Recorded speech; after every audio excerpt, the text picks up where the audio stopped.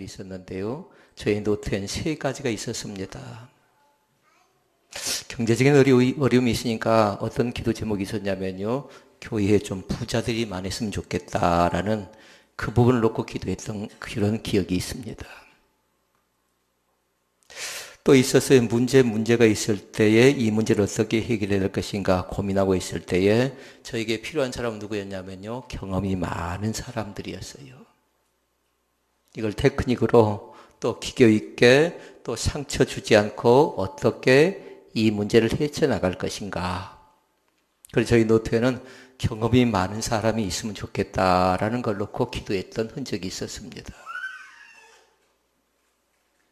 그리고 3번째가 있었는데요. 3번째는 뭐였냐면요. 잘 배운 사람들, 똑똑한 사람들을 놓고 기도했던 것 같습니다. 그리고 뭔가 부유한 사람, 그리고 많은 것을 가진 사람, 경험이 많은 사람. 그런데 지금은요, 노트의 그 밑에 제가 그렇게 기록을 해놨습니다. 뭐라고 기록해놨냐면요, 지금은 잘난 것도 많이 배운 것도 많이 가진 것도 이제는 부럽지 않고 믿음이 좋은 사람이 필요하다라고 저는 그렇게 기록을 해놨습니다. 여러분과 제가 때로는요, 많은 것을 소유하지 못했다 할지라도, 때로는 많은 것을 갖지 못했다 할지라도, 경험은 좀 미천하다 할지라도, 마태복음 8장에 나와 있는 대로 믿음만은 든든하게 세워져가는 귀한 은혜가 있기를 원합니다. 다른 건 자랑할 만한 것이 없더라도 우리 가족은 믿음이 있고 우리의 자녀는 믿음이 있고 또 내 남편은 내 아내는 또 신혼 베델교회는 믿음 있는 교회로 자리매김되어지면 사회적 약자들이 이곳에 들어올 때 그들을 외면하지 않는답니다. 그렇게 저는 그렇게 기록해놔서 2가지로 딱 정리를 했는데요. 하나는 뭐냐면 믿음이 있는 사람. 그러면서 밑에다 그렇게 적어놨어요. 믿음이 대체 뭔가? 그러면 2가지를 적어놨는데 아까 말씀 우리 다시 한번 읽었었잖아요. 단어 가운데 기억난 거 있나요? 성결. 믿음 있는 사람은 성결한 사람이다 라고 저는 적어놨습니다. 그리고 또 하나를 적어놓은 게 있더라고요. 다른 것 아니라 안과 밖이 너무 다르지 않는 정직한 삶을 적어놨습니다. 근데 은혜는 다른 데에 드러나는 것 아니라 내 자신이 얼마만큼 하나님 앞에 나가서 정직하고 진솔한가에 따라서 결정이 나는 것 같아요. 혹시라도 지금 이 시간에 감추지 않기를 원합니다. 좀 속상하면 속상한 대로, 좀 답답하면 좀 답답한 대로, 좀 아쉬우면 아쉬운 대로 주님 앞에 나가서 진실되게 하나님 내 마음이 이렇게 좀 복잡하기도 합니다. 많은 그런 하나님 나는 어떻게 했으면 좋겠습니까? 하고 여쭙는 귀한 은혜가 우리 가운데 꼭 있기를 원합니다. 묻지 않고 결정하지 마시고요. 하나님께 묻지 않고 판단하거나 행동하지 않기를 원합니다. 하나님 대체 이 상황이라면 이 교회 가운데 어떻게 말씀하시고 우리 가정 가운데 어떻게 말씀하시고 나에게 어떻게 말씀하시겠습니까? 하고 묻는 것이 2자로 뭘까요? 기도입니다. 하나님께 묻는 것이. 새벽에 말씀을 드린 적이 있습니다만 지금 교회는 다른 것 아니라 드리는 기도 말고 듣는 기도하고 있다고 했어요. 사순절 기간 동안에 하나님이 대체 이 시간에 또 우리의 사건 속에 우리의 상황 속에 또 살아가는 자녀 가운데 우리의 사업장 가운데 뭐라 말씀하시는가 경청하는, 그러니까 무슨 기도? 듣는 기도하는 겁니다. 그러니까 많이 들으실 수 있기를 바랍니다. 듣다 보면요 결코 손해가 없습니다. 하나님께서 각자에게 필요적절하게 바르게 듣는 훈련을 시켜 주실 줄로 믿습니다. 만약에 노트에 기록한 사람은요 정삼각형을 다 그리도록 하십시오. 좀 넉넉히 그려야 될 것 같아요. 만약에 여백이 많으면 또 나중에 공간에 노트가 남잖아요. 그러니까 정삼각형을 다 그리는데 가운데다가 적어야 될 사람이 있어요. 나를 적어 놓으셨나? 이름이 때로는 2자일 수도 있고 이름이 3자일 수도 있어요. 거기까지 잘 갔나요? 그 다음에 그 밑에다 기록할 내용이 있어요. 우리의 가정을 딱 생각하라. 가정. 그러면 또 한 줄 또 있는데 뭐라고 적을까요? 교회. 항상 나는 가정이고 곧 교회고 그것을 잃어버리지 않기를 원합니다. 이제 정사각교를 딱 기록하세요. 제일 중요한 제일 위에다가 그렇게 기록해 놓도록 하십시다. 그 뭐냐면요. 태어나면서부터 가진 것이 있습니다. 어떤 사람은 좀 많이 갖기도 했고 어떤 사람은 좀 적게 갖기도 했고 어떤 사람은 강하게 갖고 태어나기도 했고 어떤 사람은 좀 약하게 갖고 태어나기도 했습니다. 그러니까 태어날 때부터 가진 것이 대체 뭔가 그것을 여러분이 시간 나는 동안 잘 적어보시라고요. 그런데 1번이 답이 아니에요. 2번이 있어요. 2번은 뭐냐면요. 배운 것이 있어야 됩니다. 배운 것. 대체 학교를 통해서 배운 것도 있고요. 가정을 통해서 배운 것도 있고 교회를 통해서 배운 것도 있는데 그 배운 것이 대체 뭔가를 잘 보라고요. 어떤 사람은 품성훈련을 배웁니다. 어떤 사람은 습관을 배웁니다. 어떤 사람은 살아가는 삶을 배웁니다. 어떤 사람은 신앙생활을 배웁니다. 그런데 배운 것이 있어야 된답니다. 그건 꼭 학교만 얘기하는 건 아니라고요. 얼마든지 목장 안에서도 배운 것이 있고요. 또 지역 주민들 속에서도 배운 것이 있고요. 또 교회 공동체를 통해서 배운 것이 있는데 이 배운 것이 한쪽 면을 차지했으면 좋겠어요. 제일 위에 뭐였나요? 태어날 때부터 받은 거, 가진 거. 그 다음에 두 번째, 배운 것. 이제 나머지 한 부분이 남았습니다. 그건 대체 뭘까요? 세 번째는 다른 것 아니라 그쪽 면에다가 딱 기록을 해놔야 돼요. 그건 뭐냐면 하나님께서 나에게 주신 것이 있는데 받은 것을 적어 놓으시라고요. 대체 나는 2019년도에 무엇을 받았는가? 대체 이것을 받아서 나는 무엇을 할 것인가를 받은 것을 쭉 적어 놓으신 것 가운데 만약에 1번을 적는다면 은혜를 적어 놨으면 좋겠습니다. 은혜 받은 사람이 되어졌으면 좋겠습니다. 어제까지는 내 가정 속에 내 마음 속에 은혜가 메말랐다 할지라도 지금 이 시간에 은혜가 또 성령의 감동과 성령의 열기가 새롭게 일어나는 거룩하고 복된 교회 될 수 있기를 주의 이름으로 축원을 드립니다. 그것이 바로 하나님께서 우리를 이 땅 가운데 보내신 목적이자 또 이 교회 가운데 보내신 목적이자 또 예수를 믿는 하나의 근본적인 근거가 되는 겁니다. 그런데 감사할 일이 있어요. 태어난 것만 갖고 살아서는 안 돼요. 배운 것만 갖고 살아서도 안 된다고요.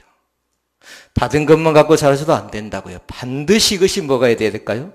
조화가 되어져야 됩니다.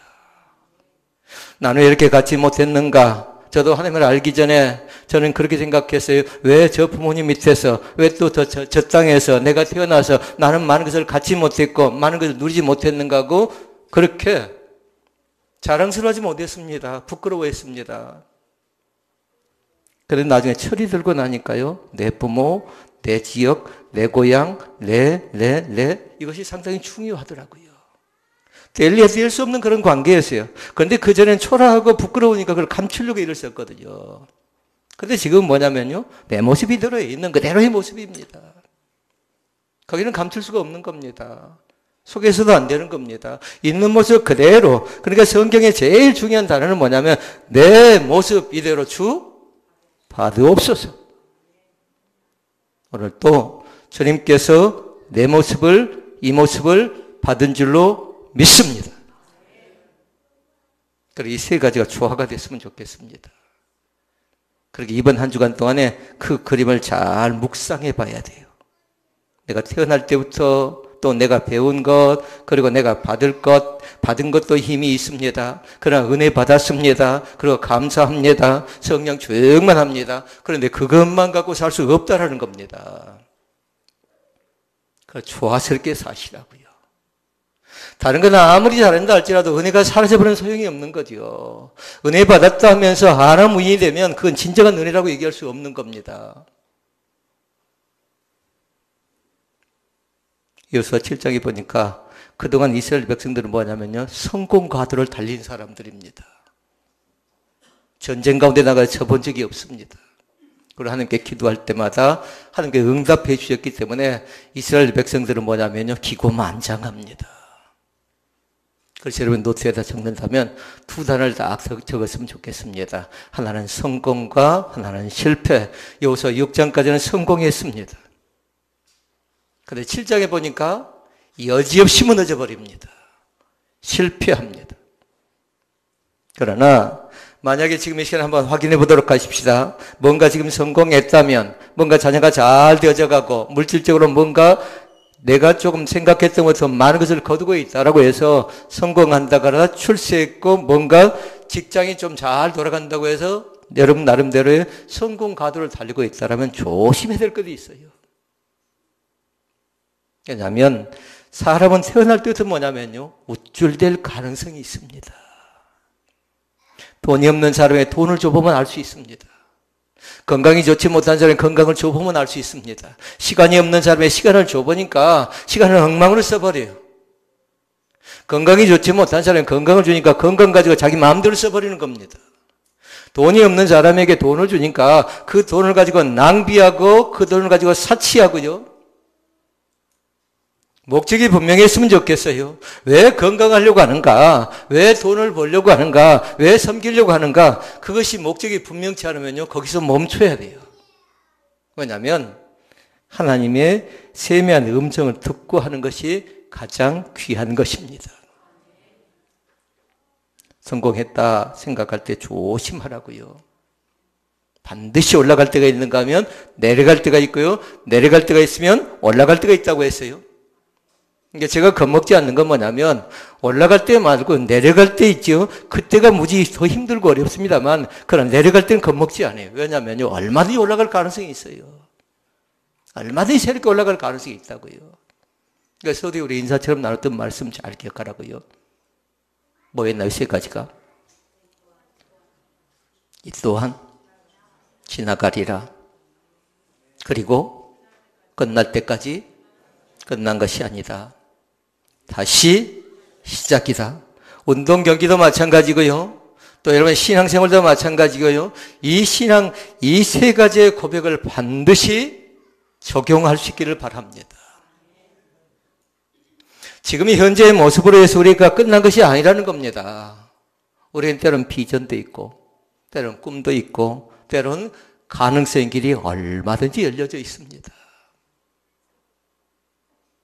그리고 우리는 그렇게 축복한 적이 있습니다. 잘했군. 잘했어. 왜 너는 그 모양이냐? 왜 당신은 그렇게 삽니까? 라기보다는 우리가 얼마든지 격려하고 지지하고 바라볼 수 있는데 그래서 우리가 단어를 그렇게 했지요. 잘했군. 잘했어. 나는 당신을 믿습니다. 당신은 지금은 속상해 있지만 당신은 뭔가 실망을 지금 우리 가운데 주고 있지만 그러나 그것 때문에 당신은 완전히 바닥을 헤맬 사람이 아니고 다시금 일어나서 축복의 주인공, 간증의 주인공이 될 줄로 믿습니다. 그 과정을 거쳐 나가지 않으면 안 된답니다. 그 과정 속에 임하시는 그 하나님을 잘 바라보시라고요.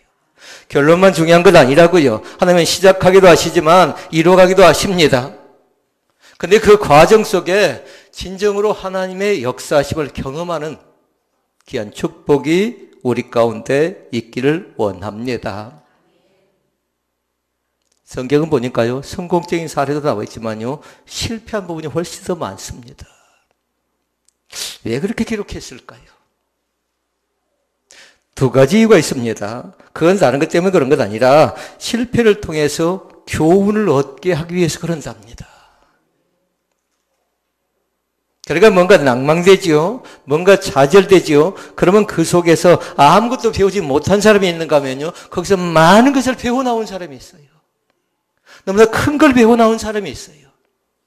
그런데 성공할 때 배운 것보다도 실패할 때 훨씬 더 많은 것을 배운답니다.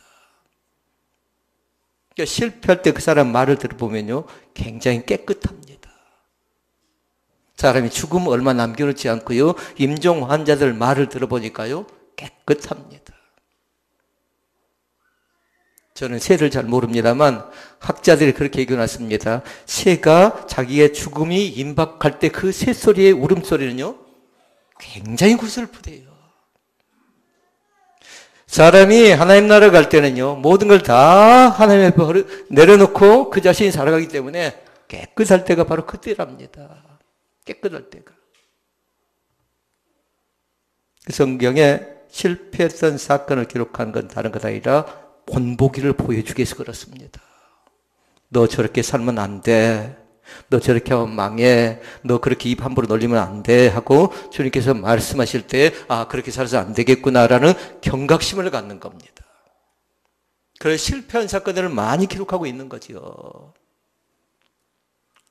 이스라엘 백성들이 얼마나 교만합니까? 여리고 성을 무너뜨렸다고 그들이 좋아서 기고만장합니다. 그런데 정탐꾼을 파견하죠. 아이성을 점령하려면서. 그런데 보고한 내용을 여러분 잘 들어보십시오. 가관입니다. 2절로 3절 말씀 읽어볼까요? 화면 나올까요? 2절에 3절 말씀 같이 읽어보십시다. 여호수아와 이스라엘 사람들이 얼마나 아이성을 얕잡아 보았는지. 얕잡아 봤답니다. 그런데 전쟁은 뭘까요? 전쟁은 전쟁인 것입니다. 그런데 전쟁을 치를 민족이 지금 저러고 있는 겁니다. 그러면서 얘기합니다. 여호수아가 얘기합니다. 여호수아가 여리고에서 사람을 베델 동쪽 베다연 곁에 있는 아이로 보내며 그들에게 말하여 이르되, 크게 읽어볼까요? 올라가서 그 땅을 정탐하라 하며, 이제 거기서부터 잘 보셔야 돼요. 그 사람들이 올라가서 아이를 정탐하고 여호수아에게 돌아와 그에게 이르되, 백성을 다 올라가게 하지 말고 뭐라고 합니까? 2-3천 명만 올라가서 아이를 치게 하소서. 그들은 소순이 모든 백성을 그리로 보내어 수고롭게 하지 마소서 하므로. 그래, 그들은 지금 완전히 깔보고 있는 겁니다. 전쟁을 치르려고 하는데 2-3천 명이면 족하다라는 겁니다. 다 갈 것도 없다라는 겁니다. 우리가 수고하지 않고도 얼마든지 넉넉히 이길 수 있다라는 겁니다. 이것을 여러분 어떻게 생각합니까? 자신감입니까? 자만입니까? 자신감은 어디서 나오냐면요, 다른 것 아니라 다윗과 골리앗과의 싸움 속에 보면요, 자신감이 나오고 자만이 나옵니다. 자신감이 어디서 나왔습니까? 다윗의 자신감이 만군의 여호와의 이름 속에 담겨진 그 능력을 의지할 때 자신감이 있었던 거지요. 골리앗은 자만의 하나의 모형인데요, 여러분 그건 뭐였던가요? 자기 힘을 믿는 겁니다. 자기 갑옷을 믿는 겁니다. 자기 재주를 믿는 겁니다. 그런데 이스라엘 백성들이 그 전까지는 뭐였냐면요, 하나님께 여쭙습니다. 하나님께 물었습니다. 그때까지만 자신감이 있었는데 이제는 뭐 하고 있어요? 한마디로 얘기하면 시피 보는 겁니다. 우습게 깔보고 있는 겁니다. 사랑하는 성도 여러분, 영적 전쟁은 그리 단순하지가 않습니다. 그러니까 제가 두 가지 얘기한 적이 있어요. 영적 전쟁 가운데 가장 강력한 대적은 밖에도 영적 대적자가 있지만요, 안에서 불어오는, 안에서 밀려오는 영적 대적자가 있는데요, 둘이 다 강력하게 들어옵니다. 그냥 간단한 시험은 없었습니다. 그러니까 그때는 뭐 해야 될까요? 더 말씀과 더 기도로 어떻게 하냐면요, 거룩하고 성결해져야 이겨나갈 수가 있습니다. 그러니까 철저하게 말씀의 싸움을 해야 돼요.